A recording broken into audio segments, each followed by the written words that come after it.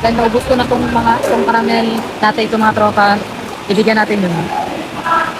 Walang tinatanggihan na bata yan eh, kahit anong ibigyan din. May natin i-prank. Nagawan ko siya ng caramel latte. Na puro pure water. Lagyan natin ng caramel guys para makatotohanan. Konting patak lang.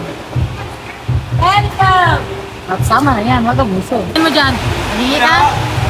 Matikimin lang kita kay, mag-inom mo na ako. Tirahan lang kita.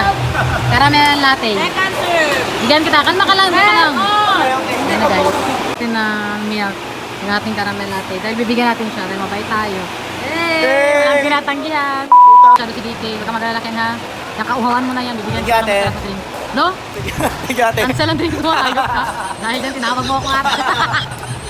Alam mo, bibigyan kita ng pure milk. Bibigyan kita ng pure water. Tama na yan. May yung caramel at saka yung milk natin guys. Pero ice cream at saka tubig.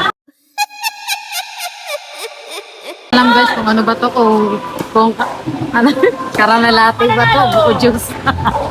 Bibigyan natin. Okay, panalo bibig! Bang! Taste test! Caramel latte. Caramel latte yan, no? Ito sa Godword. What? Oo nga. Tama lang yun kasi wala tayong dalang sukatan. Tikman mo.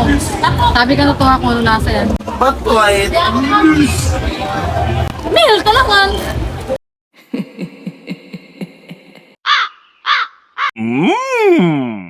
Ano lasa? Puno sa karamel? Ha? Puno sa karamel? Kasi wala may caramel.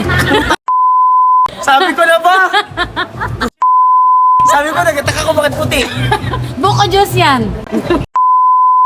Nagkasarap ng buko juice. Para ako nasa sim.